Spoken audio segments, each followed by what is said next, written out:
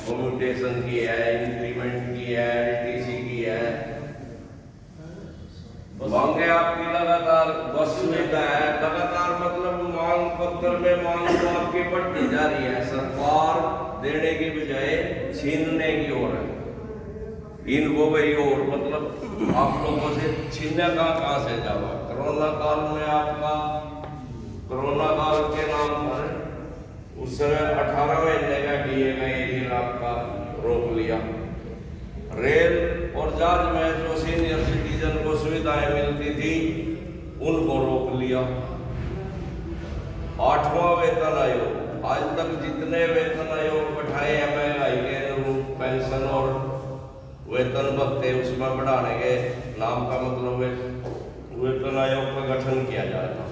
अब की बार क्या हुआ, अब की बार जो terms of reference, terms and reference जो मतलब सरकार ने गठन करते हुए उसको जो पत्र दिया है, इस पे मतलब देने की बजाय नियंत्रण करने के लिए उन्होंने कहा कि बजट का एक बड़ा हिस्सा वेतन और पेंशनर के ऊपर खर्च हो रहा है, इसको नियंत्रित कैसे किया। राजकोषीय घाटे के नाम पर भाई आपने इस पर नियंत्रण करना है।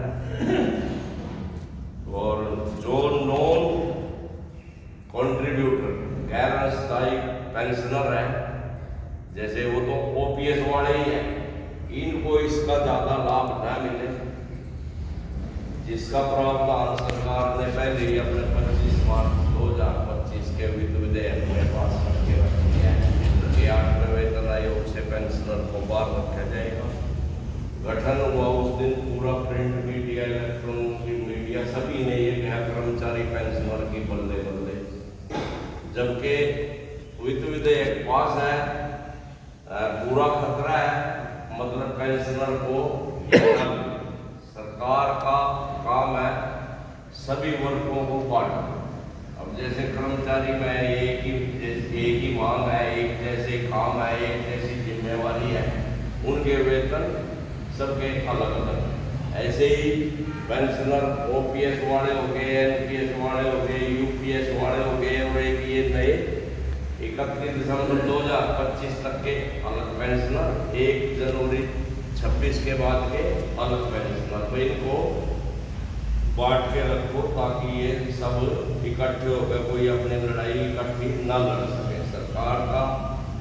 सरकार तो चाहती है कि किसान अपना फसल के भाव के लिए लड़े, मजदूर मजदूरी के लिए लड़े, कर्मचारी वेतन के लिए लड़े, पेंशनर अपनी पेंशन की सुरक्षा के लिए लड़े।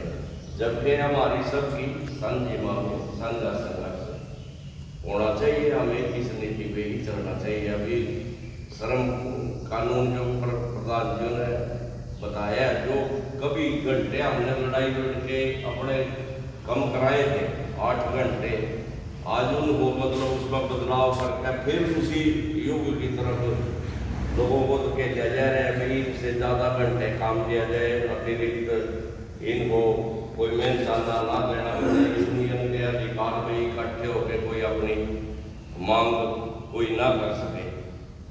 आपका संगठन ब्लॉक से लेके स्टेट तक तो आई, ऑल इंडिया तक का अभी जैसे चर्चा आपके बीच में आई है, आपका ऑल इंडिया का, ऑल इंडिया के भी 3-4 प्रोग्राम हमारे बीच में आए हैं। वो भी लगातार प्रयासरत है भाई ये किसी तरह अभी पिछले दिनों जो ऑल इंडिया कर्मचारी महासंघ के प्रधान है सुभाष लांबा जी, उन्होंने भी अपनी बातचीत में रखी थी भाई आप तो पेंशन वेतन आयोग की बात कर रहे हो, सरकार की मंशा तो कुछ हो रही है।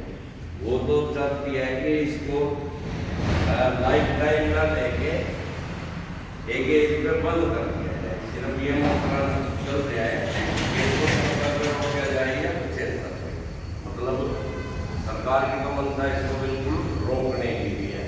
अगर हम इकट्ठे नहीं रहे, अपनी लड़ाई जागरूक नहीं रहे, नहीं लड़ाई के मैदान में आए तो कुछ भी हो सकता है। अब लोग मतलब उसमें तो कहते हैं अभी कोई इरादा नहीं है, कुछ नहीं है, तो फिर ये बिल वगैरह पास करके कैसे रखती है जब अगर आपकी मंशा नहीं है। तो साथियों ज़्यादा न कहते हुए समय भी काफ़ी हो हो चुका है और आप लोग काफ़ी देर से बैठे हैं।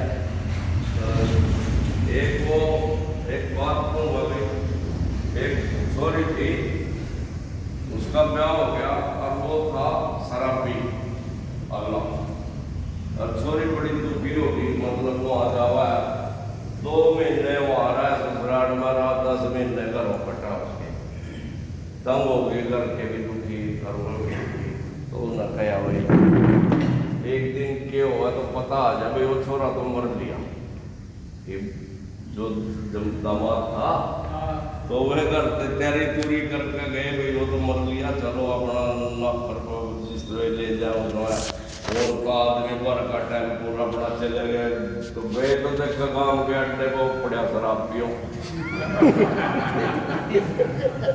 बोलते भाई तो यूँ पड़ा, तो बोलते भाई, वो बोले आओ जी किस्त्री आए थे, बोलते भाई किस्त्रियों के बताओ हमको तो नहीं पता लगा था भाई रह गया, कुछ घर का आए थे, बोले चलो मेरी तो उम्र ही बंदी, कोई बात नहीं, दम आ गए, चलो करो चाय क्यों पियो, बोल जाना बस चाय नहीं पीते, सब कह रहे चाय पी लो, चाय पी लो, बोल जाना चाय का तो जी नहीं करता भाई, चाय कहाँ पियो आप, बुढ़िया देख बोल जी आप चाय क्या देने पीते, बोले भाई जी नहीं करता, बोले जी क्या देने करता, बोले जिस काम आए थे वो तो है जिस काम आए थे तो है नहीं।